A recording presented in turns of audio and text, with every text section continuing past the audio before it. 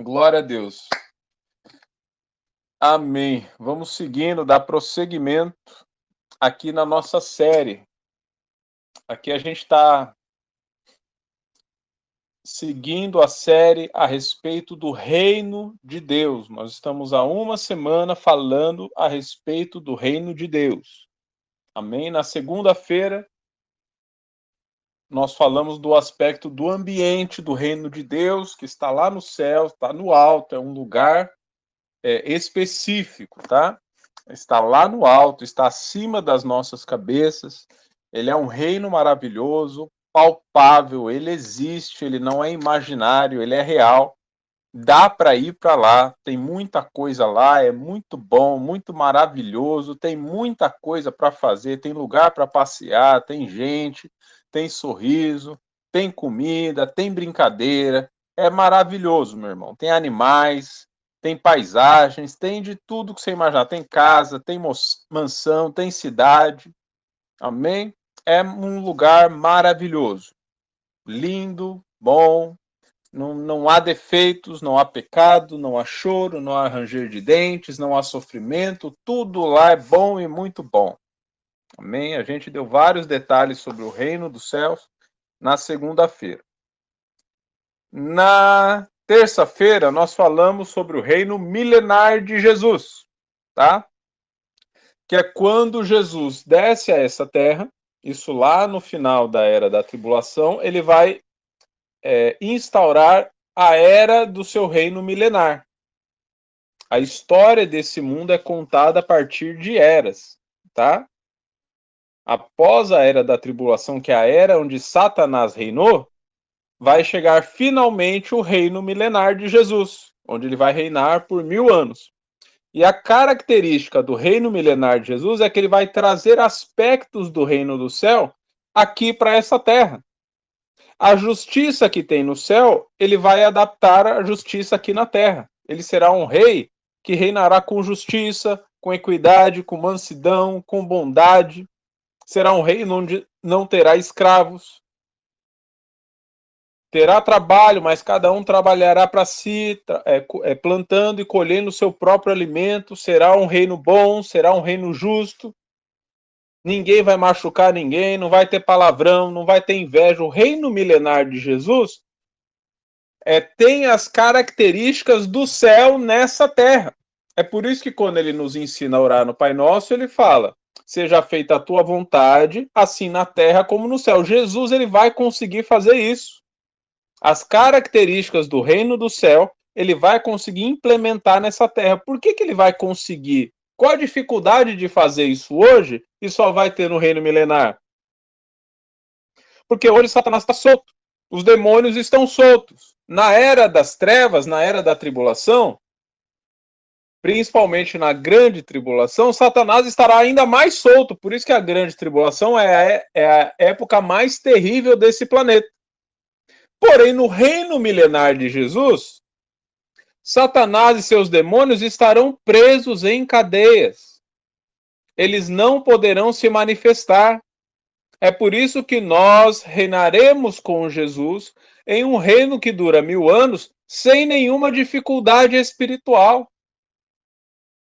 Porque aqueles demônios, aqueles anjos caídos estarão presos em cadeias. Eles não estarão se manifestando. Por isso que Jesus conseguirá instaurar um reino milenar com características do céu. Será um reino nessa terra, nesse chão que a gente está pisando, mas com características do céu. Amém? E nós, os santos, estaremos com Jesus, mas não em carne e osso, em corpos transformados, porque desceremos do céu com ele. Isso a gente falou muito na terça-feira. Amém? Ontem, na quarta-feira, nós falamos após o reino milenar que entra outro reino, que é o reino eterno de Deus, que é o final de todas as coisas. A divisão entre o reino milenar de Jesus e o reino eterno de Deus se dá a partir da soltura de Satanás, onde ele é solto. Ele junta povos para lutarem contra Jesus, mas Deus já está estabelecido no seu reino e ele manda fogo do céu, acaba com todo mundo. executa o julgamento final das almas pecadoras, todas elas são lançadas no lago de fogo, ele faz novos céus e nova terra, nesse lugar aqui, ele quebra as barreiras dimensionais que separavam terra e céu, que são barreiras que existem hoje, por isso que hoje você olha para o alto e você não vê o céu eterno. Você vê nuvem, você vê estrela, você vê espaço sideral, você vê a lua, você vê o sol, mas você não vê o céu. Por quê? Porque estamos a dimensões de distâncias. Tá? E essas dimensões impossibilitam a sua vista. No reino eterno de Deus, quando Satanás, os demônios, os pecadores são lançados no lago de fogo, a morte e o inferno também, ele faz novos céus e nova terra nesse lugar, mas aí ele quebra as dimensões e a dimensão do céu vai se misturar com a dimensão dos novos céus e da nova terra. Porque não haverá mais pecado, não haverá mais morte, não haverá mais demônios. Não haverá problema mais em proteger o céu das entidades do mal. Lembra que Paulo fala que nós lutamos nas regiões celestiais? É porque os Satanás e os demônios sempre tentaram invadir o céu. Então as portas do céu sempre permanecem fechadas para o inimigo. Quando o inimigo vai ser lançado no lago de fogo, não precisa mais haver barreiras. É por isso que lá em Apocalipse fala que o Senhor fará seu trono nessa terra, no novo céu e na nova terra, né? E ele iluminará toda a eternidade. A gente não vai mais precisar de sol. A gente não vai mais precisar de lua, de planetas. Porque o próprio Deus estará conosco e haverá essa única dimensão eterna. E aí sim será o céu na terra, literalmente, porque não haverá mais céu e terra. Tudo estará misturado. Tudo será uma única grande dimensão. Todos os planetas, todos os universos, tudo fará parte do nosso alcance. Amém? Esse é o reino eterno de Deus. Faz parte da história cronológica da nossa vida. Então, não sei como você aprendeu, mas muitas pessoas acham que são coisas que não são desse mundo, coisas que não fazem parte da nossa cronologia. Faz, meu irmão. De Gênesis a Apocalipse se conta a história literal desse mundo. Tem começo, tem meio e tem fim. E acaba com todos nós, os santos, no reino eterno de Deus, sendo felizes para o resto da vida. Amém? De eternidade a eternidade, o Senhor é Deus. Entre uma eternidade e outra, isso é Salmo 90, versículo 2. Davi falando, de eternidade a eternidade, o Senhor é Deus. O que tem entre uma eternidade e outra? É a história desse mundo terreno. Tá? Tem a eternidade antes desse mundo, a criação eterna no céu, e a eternidade pós o fim desse mundo aqui.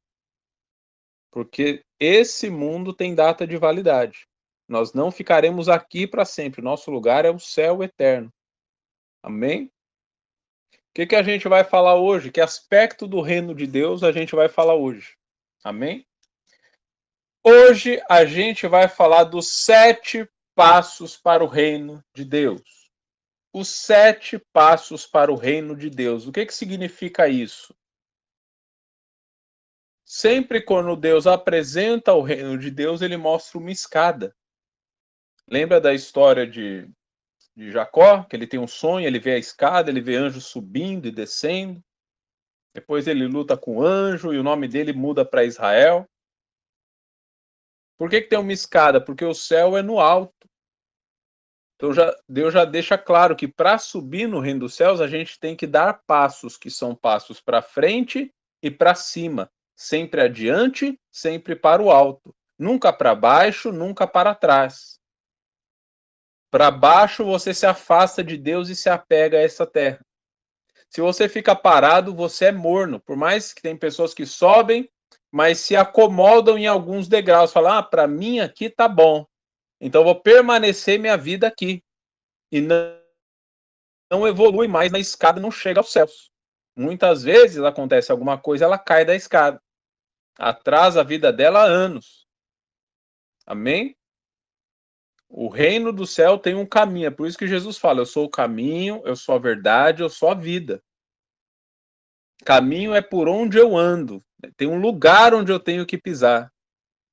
A verdade é a forma como eu ando. Eu ando em verdade, em sinceridade de coração.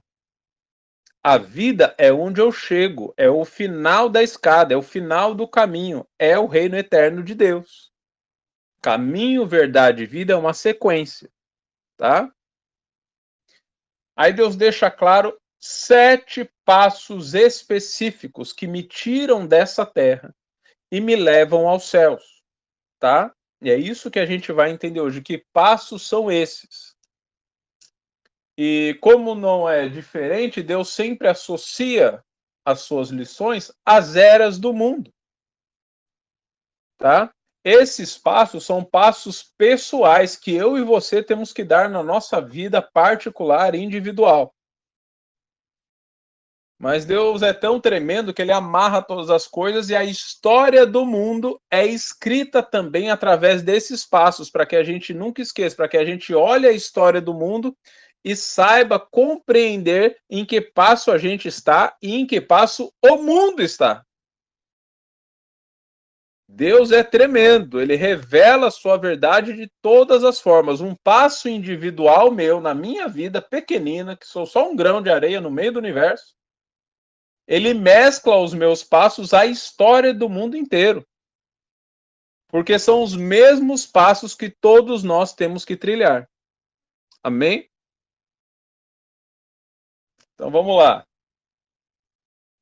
Existem dois acontecimentos que precederam a nossa existência, tá? 2 acontecimentos que aconteceram antes de eu e você nascermos, tá? Se você está aqui vivo em 2023, você não estava vivo quando Adão estava no Jardim do Éden, tá? É por isso que quando Adão peca, você não estava lá, você não tem essa consciência, você não tem essa lembrança, você só sofre os efeitos do pecado. É por isso que Paulo diz: todos pecaram e carecem da glória de Deus. Aí a pessoa fala: ai, rapaz, como que eu pequei? A criança acabou de nascer, mas já nasce em pecado, sim. Porque Adão pecou lá atrás. Então esse não é um passo meu, mas eu já nasci com essa condição pecaminosa, tá? Então Adão pecou. Essa foi a primeira era do mundo, tá? O Jardim do Éden é a primeira era do mundo, é o começo de tudo nessa terra. A consequência do pecado é que passa eles para a segunda era, que é a era de Caim. A era de Adão é a era da inocência, a era de Caim é a era do pecado, que muitos chamam de era da consciência. Se você estudar teologia, esse estudo, eles chamam ali de as dispensações do mundo. Porém, a conta que eles fizeram ali está errada, por isso que eu não uso as bases dele, porque a base deles ali das dispensações está incompleta, não bate com a Bíblia inteira. Faltam algumas eras do mundo nas dispensações. Por isso que eu prefiro chamar de era para não confundir com esses estudos que estão errados, estão incompletos, tá? A era número 2 é a era do pecado, quem é o representante é Caim, tá? Essa era do mundo, tá? Em Gênesis 6 era tão pecaminosa, que Deus acaba com ela. Ele dá fim nela no dilúvio. Então, uma coisa que você tem que entender: tudo o que tinha ali na era de Caim foi resolvido ali. O dilúvio foi a grande tribulação da época de Noé, tá? O mundo estava em tamanho pecado que Deus faz o dilúvio e refaz todas as coisas. A partir daí começa a contar o meu e o seu passo. Porque essa era de Noé é chamada de era do renovo, onde Deus refaz todas as coisas. Tá? Para quem não sabe, para quem ainda não sacou, o dilúvio é símbolo do batismo. O batismo é literalmente o renovo, onde eu, o velho homem, morre e nasço uma nova criatura em Cristo. Por que que toda a terra passou pelo dilúvio? Porque toda a terra estava em pecado. Lembra lá em Gênesis 3 que o homem recebe castigo, ele precisa trabalhar, a mulher recebe castigo, ela tem dores de parto, a serpente recebe castigo, que ela será pisada na cabeça, E a terra recebe castigo, abrolhos e espinhos começam a crescer na terra. Todo o planeta estava em pecado. É por isso que o dilúvio cobre todo o planeta. E esse é o primeiro passo que você precisa atentar, porque a questão de Adão, você já nasceu nessa questão. O pecado, você já nasceu em pecado. Porém, o batismo é uma opção que você toma ou não. Esse passo você precisa escolher.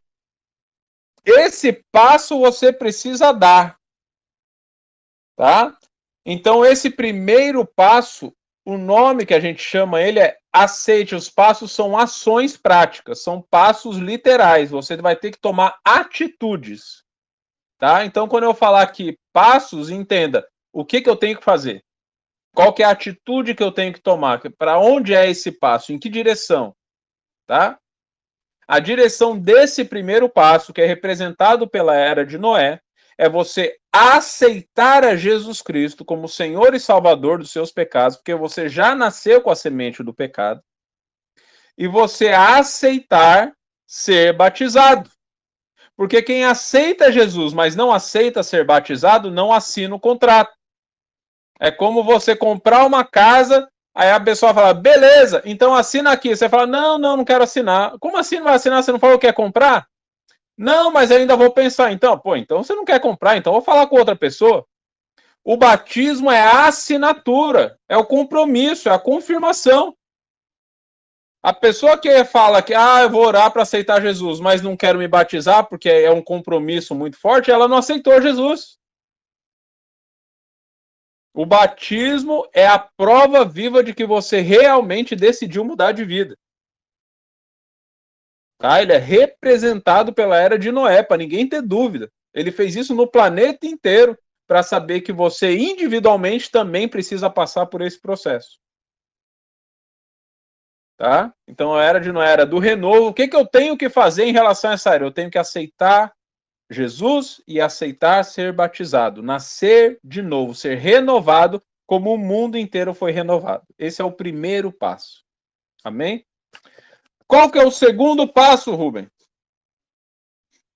A era que vem seguinte à era de Noé é a era de Abraão. O que Deus fala para Abraão? Abraão, farei de você uma nova nação. Esse mundo só quer pecar. Os filhos de Noé voltaram a pecar tudo de novo. Os caras, ao invés de prosseguirem para cima, para o alto, para a frente, eles querem andar para trás.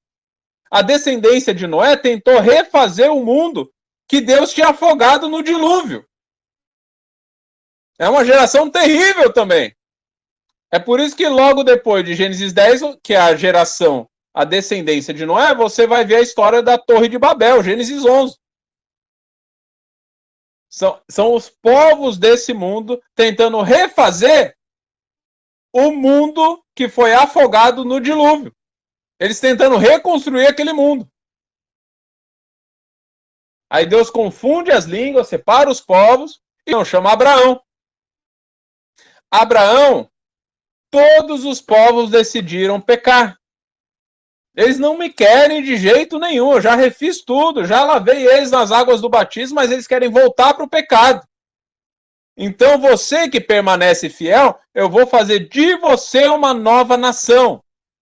Diferente de todas as outras, todas as nações resolveram pecar. A sua nação será de reis e sacerdotes que herdarão o reino dos céus. Vocês morarão comigo, vocês serão meus filhos.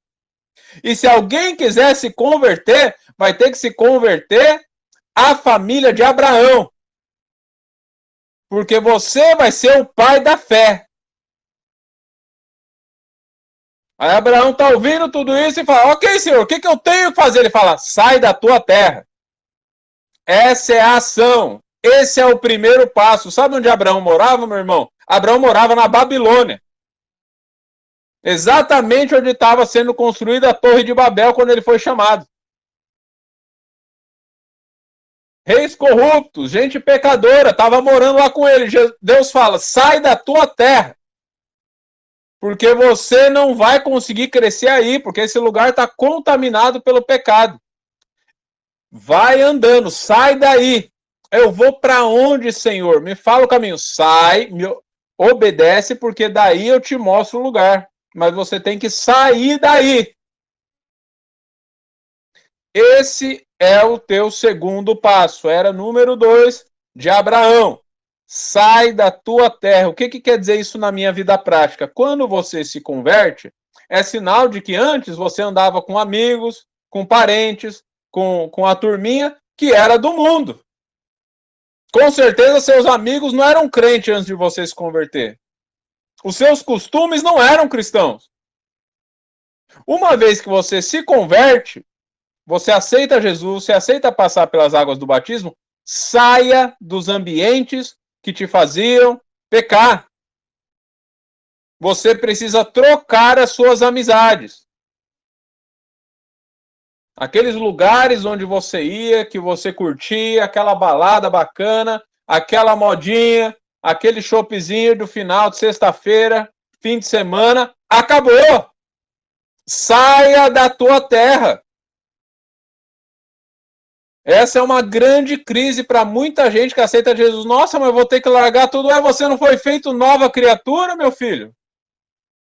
Você quer nascer de novo, mas continuar com os costumes antigos? Não tem como.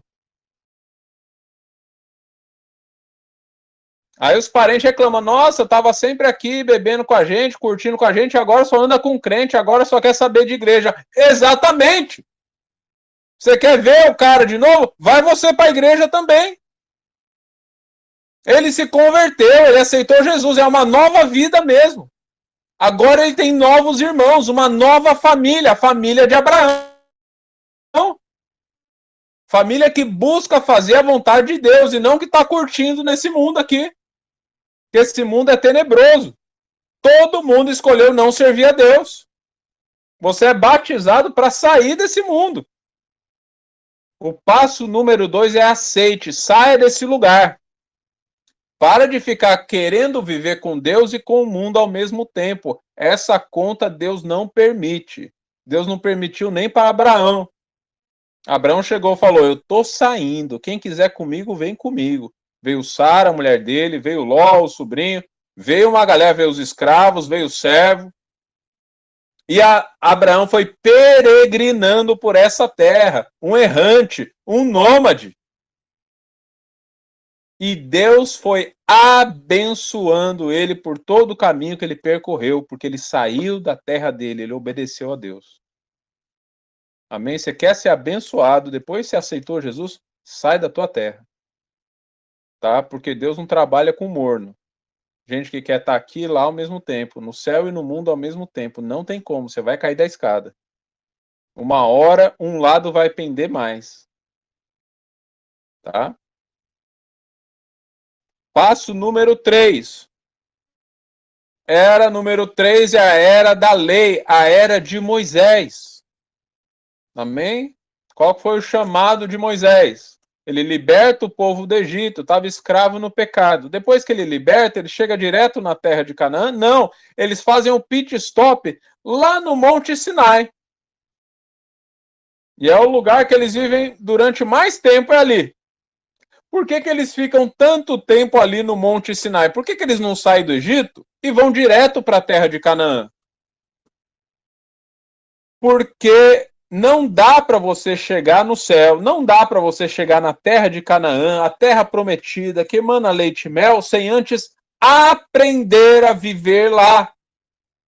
No Monte Sinai é onde Deus apresenta as leis ao povo. Ora, vocês não aceitaram ser nova criatura? Vocês não aceitaram sair da sua terra? Porém, agora, para chegar lá, você vai precisar gastar um tempo aprendendo. Eu vou te ensinar as minhas leis e vocês precisam obedecer.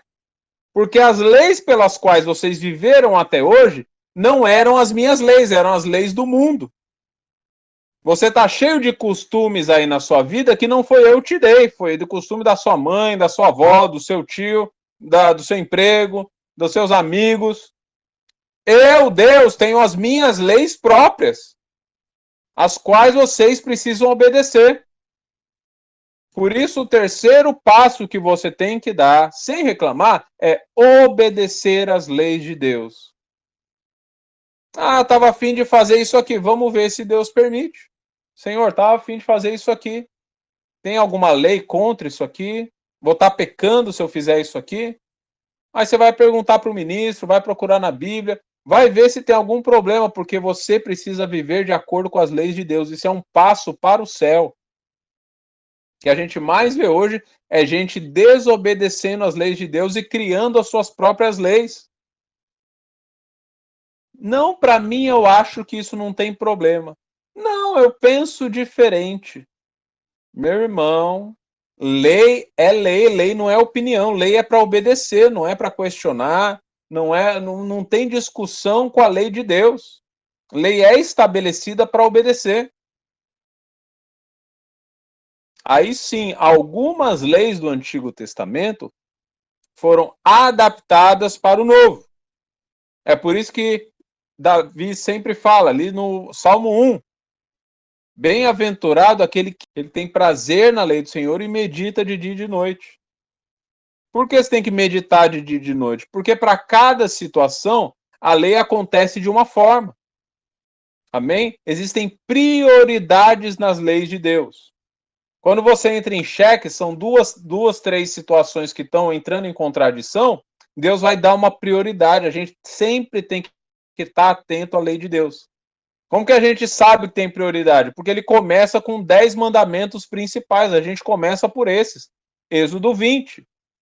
Tá lá os 10 mandamentos. Qual que é a lei principal, a primeira, a primordial que Deus passa para o seu povo? Fui eu quem tirei vocês do Egito. Eu sou o único Deus, só adorem a mim. Essa é a primeira lei irrevogável. Aí a outra, não construa para si outros deuses, seja de escultura, não adore anjos, não adore planetas, não adore nada além de mim. Ele já encerra essa conversa de adoração. Adore só a Deus e ponto final. Amém? Aí vem uma sequência de leis. E você vai lendo Êxodo, Levítico, Números, Deuteronômio, tem um monte de lei ali. As pessoas falam, não, mas isso é Velho Testamento. Não, meu irmão, não existe isso. As leis que Deus colocou ali são as mesmas leis que regem o céu. Você aprende aqui na terra para viver com ele lá. Por isso que o Monte Sinai está no meio do caminho entre o Egito e Canaã. Esse é o passo número 3, obedeça. Jesus fala isso, você quer ser meu discípulo? Me obedeça. Quem que é a sua família, Jesus? Aqueles que me obedecem. Eu mando, vocês obedecem. Por que me chamam Senhor, Senhor, se não fazem o que eu mando? Então esquece essa história de discutir com Deus. Deus falou, meu irmão, uma coisa eu aprendi na minha vida. Ele não muda de ideia. Tiveram 2 ou 3 situações na minha vida que eu falei, Senhor, isso não. Isso não consigo, isso eu não quero. Eu topo tudo, mas isso aqui não consigo. Não tô afim, não vai, não rola. Você acha que Deus mudou de ideia ou fui eu que mudei de ideia? Ficou muito claro ao longo do tempo. Enquanto você estiver teimando, Rubens, a gente não muda de assunto, você não evolui, você não dá mais passos. Enquanto você travar nesse degrau, enquanto você não me obedecer, não anda, não caminha, não prossegue. Eu não vou te dar o outro passo se você não obedeceu esse, porque eu sou organizado, é uma sequência, não vai pular degrau comigo. Não tem jeitinho brasileiro com Deus, não. Até que chegou o dia que eu falei, tá bom, senhor, entendi, desculpa, baixei a cabeça e obedeci. Isso eu falo para todo mundo. Eu falo, não adianta discutir com Deus. Por que eu sei? Porque eu já discuti. Não adiantou nada, só perdi tempo. Que uma hora ou outra você vai ter que falar, tá bom, o Senhor que é o rei, o Senhor que é o Senhor que manda. Amém. Glória a Deus. Ou você se rende a Deus, ou você trava, porque ele não vai se render a você. Ele é Deus, você é servo. Não é você que vai determinar o que Deus vai fazer. As pessoas têm dificuldade em entender isso. Não, eu vou chegar para Deus, vou ficar orando até ele me obedecer, até ele fazer o que eu quero, até ele fazer o que eu estou pedindo. Rapaz, Quem é que é o senhor aí dessa história? Você que é o senhor? Você fala o que você quer e ele tem que te servir? É isso então? Deus não sai do posto dele, meu irmão. Ele é o Senhor, ele é Deus, a gente é servo, a gente obedece. Aqueles que obedecem se tornam amigos de Deus. É por isso que ele fala: não vos chamo mais servos, mas chamo de amigo, que agora sabem a vontade do seu Senhor. Estão trabalhando em unidade com ele. É isso que você tem que almejar, parar de ficar reclamando, parar de ficar andando para trás e falar: quer saber, eu vou criar intimidade, vou ser amigo dele, não inimigo. Parar de ficar teimando como se eu fosse uma criança mimada. Amém? Obedeça às leis de Deus, esse é o passo número 3. Passo número 4, a gente entra na era dos profetas, era de Elias. Amém? Qual que é a característica da era de Elias? O povo entrou na apostasia, todo mundo voltou a se rebelar contra Deus. Aí Deus começa a levantar profetas para falar: ei, povo, voltem para os caminhos do Senhor. Voltem, voltem. Aí os profetas eram bem-vindos? Não, a maioria era apedrejado, era expulso da cidade e era obrigado a viver no deserto. Elias passou a maior parte da sua vida morando no deserto, porque o rei vivia atrás dele querendo matar. Jezabel, doida para matar Elias. Porque por causa do pecado do povo, a primeira coisa que ele fez foi profetizar uma seca. Ficou sem chover por 3 anos. Até o rei teve que sair do castelo para procurar comida. Pra você ter uma ideia. O povo estava odiando Elias. Quem é esse cara que profetizou essa seca, que está acabando com a gente? Aí o que Deus fala para a gente no deserto? Marche, caminhe pela fé. Creia que eu sou o seu provedor. Os profetas caminharam por fé e não por vista. Esse é o passo número 4. Depois de você obedecer a Deus, você saiu do redor, do derredor das pessoas com quem você convivia, você começou a mudar de vida, começou a viver de acordo com outras leis, as leis do alto, o povo vai contra você, meu irmão. As pessoas não vão gostar, vão começar a te xingar, a pessoa tá se achando agora. Virou crente? Virou chata. Não dá mais pra andar com ela não, bitolada, ignorante. Sem noção, não, chata, besta. Aí bate aquela dorzinha, né, no seu ego, você fala: ai, que chato, né? Era tão bom quando eu tava lá, era amigo de todo mundo me tratava bem, passeava com todo mundo. Passo 4, continue marchando por fé e não por vista, focando no que tem lá na frente, não no que você deixou para trás. Corra como atleta, Paulo fala, que corre não pensando no chão, mas pensando no alvo, no prêmio que está lá na frente, na coroa da vida, na coroa da justiça, no céu eterno, para onde eu estou chegando. Se você ficar olhando para trás, você volta os passos, você volta os degraus e você volta a se misturar com o mundo. Olhe para frente, não fique pensando no que você perdeu. Deus, inclusive, detesta esses que recebem a vida eterna e ficam olhando para o alto. Sabe quem foi essa pessoa que olhou para trás, começou a lembrar do que estava perdendo? A mulher de Ló virou estátua de sal. Conseguiu escapar, conseguiu fugir de Sodoma e Gomorra. Sabe o que ela fez? Olhou para trás, ficou com saudade. Não olhe para trás, porque se você olha para trás, o que está lá atrás começa a te sugar. Você começa a voltar, não, só uma bitadinha, só mais um pouquinho, só mais não sei o quê, você cai da escada. O profeta, ele olha para frente, para o alto, ele caminha por fé e não por vista. Passo número 4, creia e marche. Não pare de marchar na presença de Deus. Deixa xingar, deixa falarem mal. Prefira perder do mundo, mas juntar galardões no céu. Porque se você ajuntar tesouros nessa terra, é aqui que você vai ficar. Amém? Passo número 5. Perceba que é uma crescente, meu irmão. Uma coisa vem depois da outra. Eu aceitei, fui batizado, eu saio da minha terra, daí eu obedeço às leis de Deus, aí começa a ter muita dificuldade. O número 4, época de Elias, 4 representa deserto. É a parte mais difícil, por isso você tem que ter fé nesse momento. tá? Aí vem a parte número 5, que é a era da graça. O que é a era da graça? É a era que Jesus veio morrer na cruz por mim e por você. Aí você fala, amém, glória a Deus, acabei de sair do deserto, estava tão difícil, tempo tão escasso, sem muita água, sem muita comida, estava sofrendo, andando pela fé, finalmente chegou Jesus. Vou viver em paz agora. Aí o que Jesus fala? Não cuideis para que vim trazer a paz. Eu vim trazer a espada. A espada, Senhor, sim, porque ainda não é o fim. Agora é o momento de você lutar. Passo número 5 significa lute.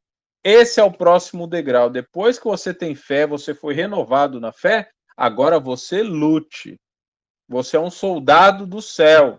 É aí que entra Efésios 6, a armadura de Deus. A verdade, a fé, a justiça. Você luta não com armas carnais, mas com armas espirituais. Da onde você conseguiu essas armas? Porque você obedeceu, você gravou a lei de Deus no seu coração, você resistiu à tentação do deserto, você andou por fé e não por vista. É igualzinho a história de Jesus. Logo depois que ele se batizou e não foi ser tentado no deserto, o que ele fez? Ele resistiu. Resistir ao diabo e ele fugirá de vós. Como é que ele voltou? Ele voltou forte e poderoso, cheio de poder e unção. Chegou do deserto já formando discípulos, já fazendo milagre, já pregando aos povos, já entrando na sinagoga. É isso que você tem que fazer. Resistiu ao deserto, você sai mais forte. Use essa força para ganhar almas para Cristo. É aí que começa a entrar seus ministérios espirituais. Virar mestre, virar pastor, virar discípulo. Você vai crescendo, porque agora você está cheio de unção, você tem que manifestar. Está começando a compreender por que a pessoa às vezes se converte e não tem unção?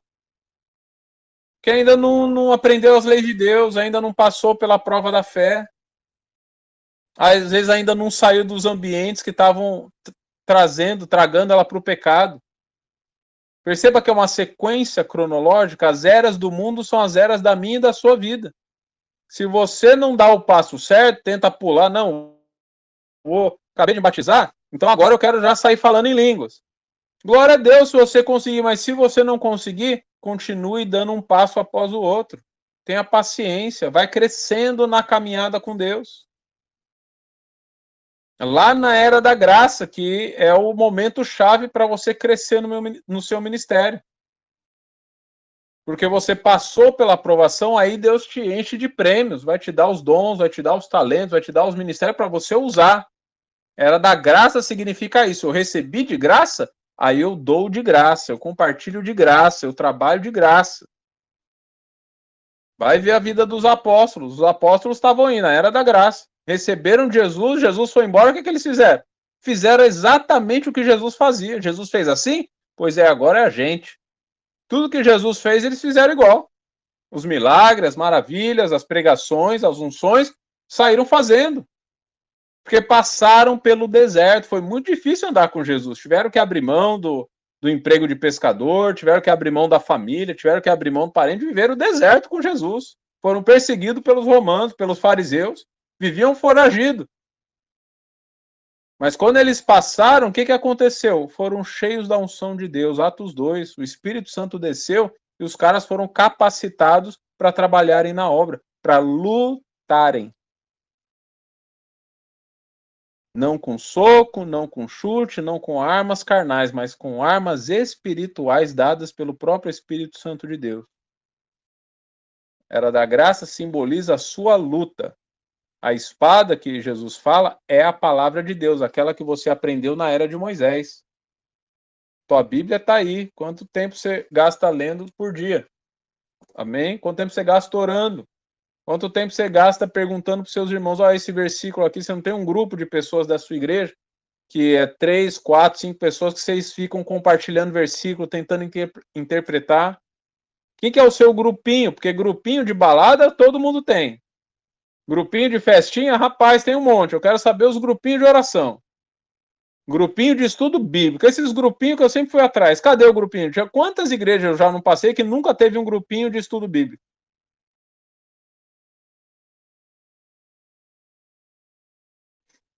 Sem obediência, sem fé, você não vai conseguir lutar, meu irmão. Você não é nem uma ameaça para Satanás. Amanhã eu vou falar mais sobre isso. Tá? Amanhã, sexta-feira, nosso último dia da série do Reino de Deus. Eu vou falar sobre as hierarquias dos santos, os maiores e os menores. Quem são esses? Tá? Era da graça, era número 5, você tem que lutar. Depois que você lutou, vem a era número 6. O que é a era número 6? Era número 6, depois da era da graça, veio o quê? A era da tribulação, a que a gente está vivendo agora. Era da graça foi da cruz de Jesus até 2020. Certo? Até a pandemia. Da cruz de Jesus até a pandemia, a gente lutou, formou igreja, levantou ministério. Quantas igrejas tem no mundo? Quero saber quem consegue contar. Tem milhares. Quantos crentes tem no mundo? Mais do que as ondas do mar, mais que as areias do mar, mais do que as estrelas do céu. Não foi isso que Deus prometeu para Abraão em Gênesis 12? Seus filhos serão incontáveis, como as estrelas do céu e as areias do mar. Começa a contar os crentes aí, vamos ver se consegue. Tudo isso aconteceu na era da graça. A graça foi multiplicada. Os cristãos lutaram e venceram muitas batalhas. O evangelho cresceu. Agora chegou a era da tribulação, onde será separado o joio do trigo. As 7 igrejas se tornam 2, a que sobe e a que fica. Essa é a era onde os cristãos precisam resistir. É por isso que eu falo sempre, na era da graça a gente lutava. Na era de Satanás, era da tribulação, a gente resiste, porque agora quem está dominando é Satanás. É por isso que ele tem ganhado batalhas. As pessoas, desde 2020, têm achado estranho. Rubens, o que está acontecendo? Isso que sempre deu certo não dá mais certo. Aqui a gente sempre venceu, não está mais vencendo. Aqui sempre bombou, deu certo. Agora não está funcionando. Porque agora é reino da besta. Eles que estão dominando. A gente está resistindo ao reino deles. Aqueles que resistirem serão arrebatados antes. Aqueles que resistirem só depois serão arrebatados só depois. Mas quem não resistir será engodado por Satanás e pelo seu reino. Terá a marca da besta na mão e na testa. O passo da era que estamos vivendo hoje é resistir. Depois que a gente luta, a gente resiste, porque a batalha pode ter vencido uma, pode ter vencido 2, mas a guerra ainda não acabou. Por isso que eu sempre falo, mas Jesus já não morreu na cruz, morreu, mas ainda não acabou a missão dele. Ele ainda vai fazer muito mais. Aquela foi uma batalha vencida na cruz. Tem outras. Continue lutando, a guerra não acabou. Você está lutando, agora é hora de resistir. Por isso que eu falo, não discuta com ninguém, não brigue com ninguém, porque na discussão a era de Satanás está ganhando. Não importa se você tem um argumento certo, não importa se você está falando a verdade. Aqueles que não estão com Deus vão acabar com você. Resista, fica no seu canto, faça a sua parte, santidade, oração, Bíblia, grupo de estudo, grupo de oração, culto online, vai cuidando da sua vida, vai resistindo, ore pelos seus parentes, ore pelos seus amigos, mas não entre em contenda. Não levante a bandeira, a gente vai vencer eles agora. Não, meu irmão. Deus permitiu que Satanás reinasse nessa era durante toda a era da tribulação. Você resiste para você ser arrebatado. Entenda cada ação para cada era, senão você passa o pé pelas mãos e começa a agir de forma errada.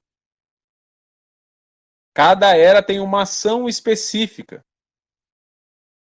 Tá? A era de lutar passou. Agora a gente só resiste porque a gente já vai ser arrebatado. Não tem o que ganhar agora. Quem está com Deus está. Quem não está, não está. O joio e o trigo serão separados aqui, nessa era.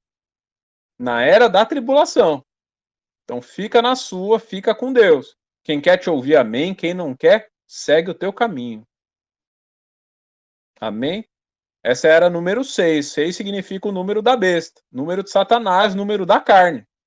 Só resista. Amém? Aí vem a era número 7. De quem que é a era número 7? Reino milenar de Jesus Cristo. Agora sim ele vai consumar todas as coisas. Na outra era da graça, era da cruz, é representada pelo número 5, porque 5 simboliza incompleto.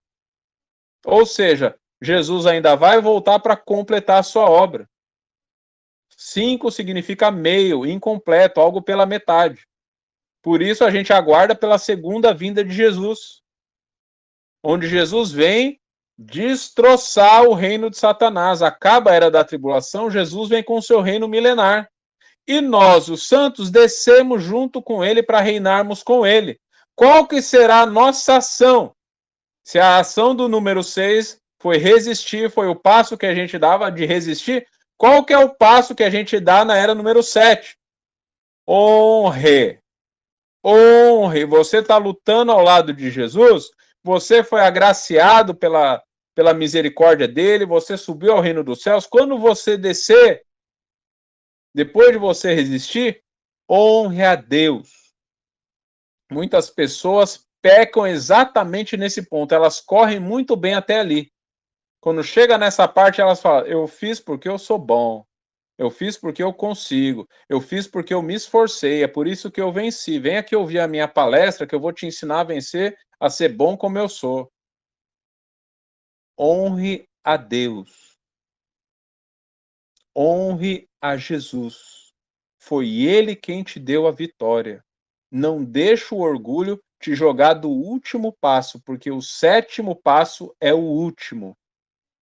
Você já aceitou, você aceitar Jesus, já foi batizado, já saiu da sua terra, do ambiente do pecado, já obedeceu às leis, estudou, treinou, já creu, teve fé na dificuldade, já lutou ao lado com as suas armas espirituais que você aprendeu, você venceu várias batalhas, cuidou do ministério, trabalhou na igreja, ganhou almas para Cristo. Aí veio a era da tribulação, veio Satanás brigando com você, você resistiu às tentações.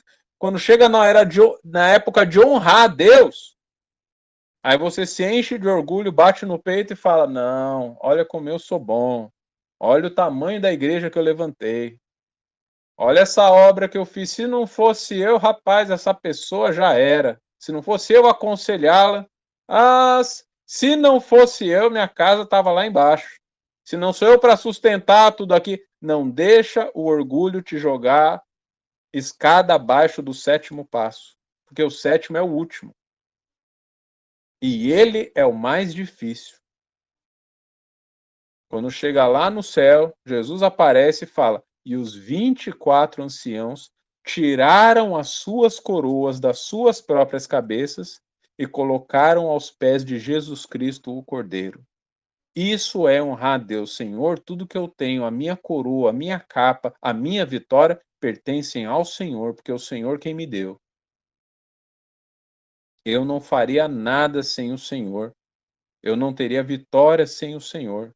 Eu não teria vida sem o Senhor. Honre a Deus. Esse é o 7º e último passo, porque tudo que a gente fez até agora foi pela graça e misericórdia dele.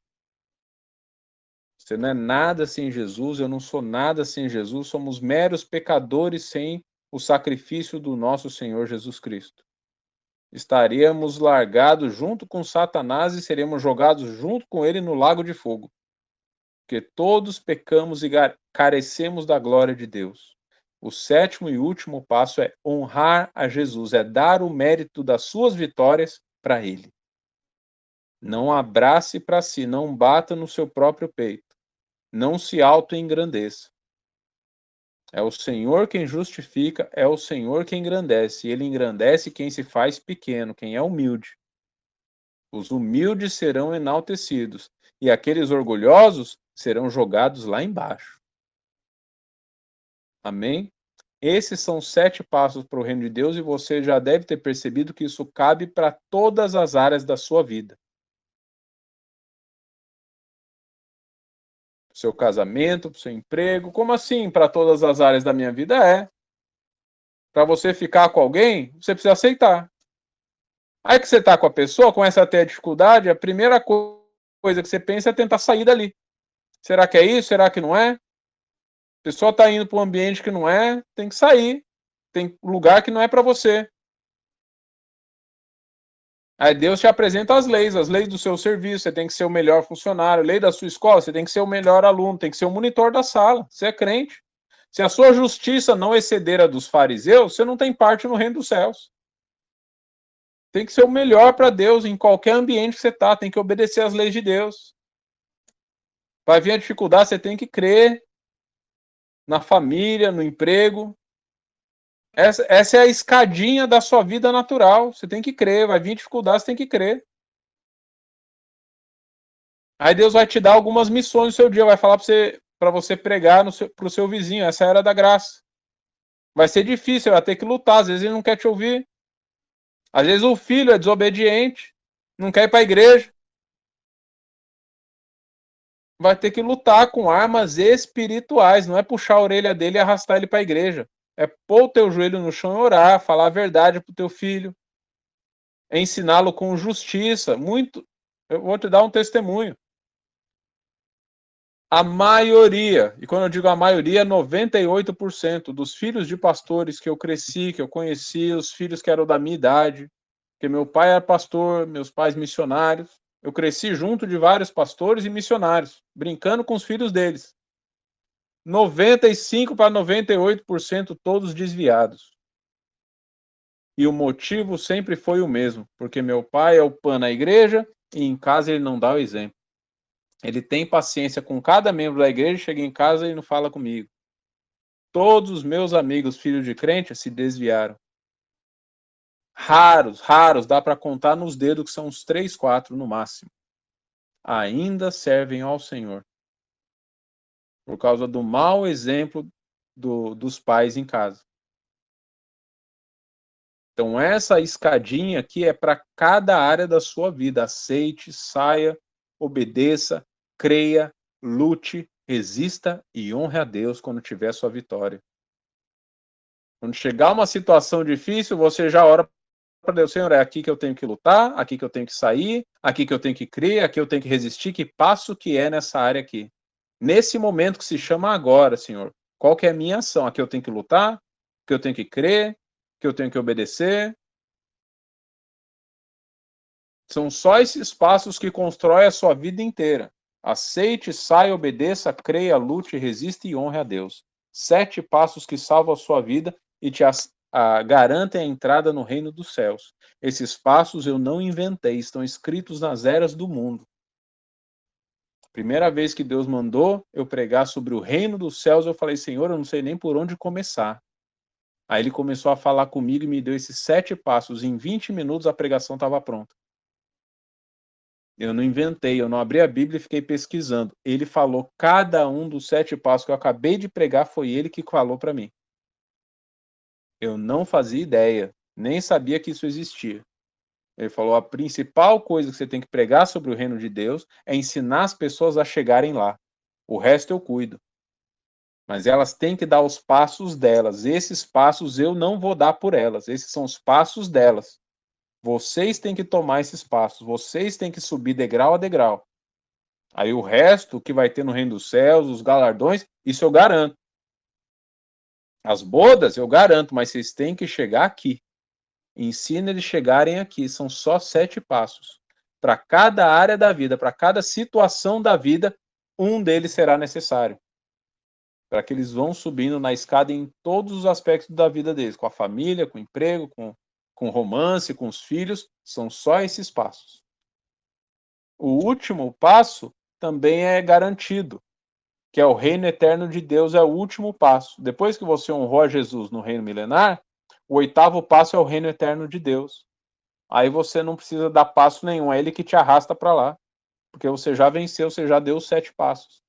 O 8º Deus, a 8ª era, o 8º passo, o 8 significa infinito, é o eterno que vai garantir o resto. Você deu os 7 passos, que são as ações da plenitude. 7 significa perfeição, plenitude. Você agiu de forma perfeita, plena, correta. Jesus Cristo foi formado em você, agora é com Deus. Agora ele vai te encher de presente lá no céu. Assim como você nasceu em pecado de Adão, certo? Os primeiros passos você já nasceu em pecado, você nem estava no jardim do Éden e nasceu em pecado. Se você dá os passos até o reino milenar, o reino oitavo também Deus te arrasta para lá sem você precisar fazer nada. Ele te dá os galardões, ele te dá um lugar, ele te dá uma mansão, ele te dá um monte de coisa. O céu eterno ele te garante, mas dê os passos até lá. Amém? Glória a Deus. Vamos orar então para encerrar. Senhor, o nosso Deus, obrigado, Pai. Obrigado pela tua palavra, pelo teu conhecimento liberado através da nossa pequenez. Obrigado, Pai, pelos testemunhos dos nossos irmãos. Obrigado por essa igreja, por esse culto, por esse grupo, por esse encontro, que eu sei que provém de ti, Senhor. Grande é o Senhor. Obrigado, Pai. Obrigado porque não estamos sozinhos. O Senhor está conosco e o Senhor reúne os irmãos ao nosso redor, onde podemos trocar uns com os outros, compartilhar as tuas bênçãos ao nosso redor, aos nossos irmãos. Temos com quem conversar, temos com quem tirar as dúvidas, temos com quem compartilhar as tuas bênçãos na nossa vida. Obrigado, Senhor, por o Senhor nos dar irmãos, pelo Senhor nos incluir na sua família, Senhor. Obrigado. Abençoa cada irmão aqui, papai. Em nome de Jesus, abençoa cada pai, cada filho. Em nome de Jesus.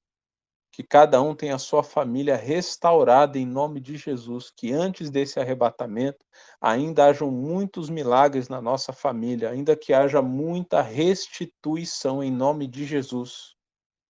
Que o Senhor suba não só conosco, mas com toda a nossa casa, com toda a nossa parentela, em nome de Jesus. Estamos nos encontrando, nos armando, para termos condições de falarmos, de pregarmos, de anunciarmos as tuas boas obras, as tuas maravilhas, a tua salvação, Senhor, em nome de Jesus. Salva muitos ainda nesses últimos tempos. Nos usa para salvarmos nossa família, em nome de Jesus. Salva através da nossa ação, dos nossos atos. Abençoa, Pai, que nossas atitudes não sejam em vão. Como a irmã falou, ela tem orado muito, Pai. Transforma essa oração em resposta, em resultado, Pai. Que seja eficiente as palavras que saem da nossa boca, que se tornem milagre, que se tornem realidade em nome de Jesus. Estamos te buscando, Pai, porque cremos que o Senhor é bom, cremos que o Senhor é poder, cremos que o Senhor é salvação. Então derrama sobre nós essa unção, o talento, o dom, a revelação para termos o que falar, para sabermos o que dizer, sabemos a hora de agir. Nos dá o discernimento de cada passo que aprendemos aqui, Senhor. Qual a hora certa de dar o passo, qual a hora certa de agir, em que passo dar, em que direção dar, em nome de Jesus. Nos esclarece para que não andemos perdidos por esse mundo tenebroso, Senhor. Em nome de Jesus. Abençoa e fortifica cada irmão aqui, cada família aqui, a Ana, a Andréia, a Tatiane, a Renata, a Adriana, a Aline, a Patrícia, a Fernanda, a Rose, a Cláudia, a Cíntia, a Aline, em nome de Jesus, papai. Fortifica cada nome citado aqui, Pai. Encha com teu poder e unção agora, em nome de Jesus. Que o nosso sacrifício, Pai, não seja em vão, que o tempo que temos contigo, Pai, seja recompensado com bênçãos espirituais em nome de Jesus. Que vejamos a tua glória em nome de Jesus, manifesta em nossa vida, em nossa casa, em nossa família, em nome de Jesus. Opera o teu milagre através de nós, em nome de Jesus. Que nossos parentes nos estranhem, mas sejam abençoados em nome de Jesus. Que eles percebam o fluir do teu Espírito na nossa vida, em nome de Jesus. Que os filhos, os pais, os irmãos, os primos sejam alcançados em nome de Jesus. Que nesses últimos tempos possamos ver e dizer que muitos trouxemos aos teus átrios em nome de Jesus, pela palavra pregada, pelas boas obras manifestadas em nome de Jesus. Glórias ao teu nome, Senhor. Te pedimos e te agradecemos porque o Senhor tem poder para realizar esses pedidos. Nós não temos, mas o Senhor tem todo o poder e autoridade. Então faça através de nós o que nós não conseguimos sozinhos. Atrai para si cada um da nossa casa em nome de Jesus. Te agradecemos hoje eternamente pela unção derramada, pelo pão nosso dado a cada dia. Abençoa o armário dos meus irmãos, a geladeira, que nada falte em nome de Jesus. Que haja o sustento físico e espiritual prioritariamente, Pai. Que sejamos cheios do Teu Espírito Santo em nome de Jesus. Nós te pedimos e já te agradecemos pela Tua eterna boa obra em nossas vidas. Em nome do Pai, do Filho e do Espírito Santo. Amém.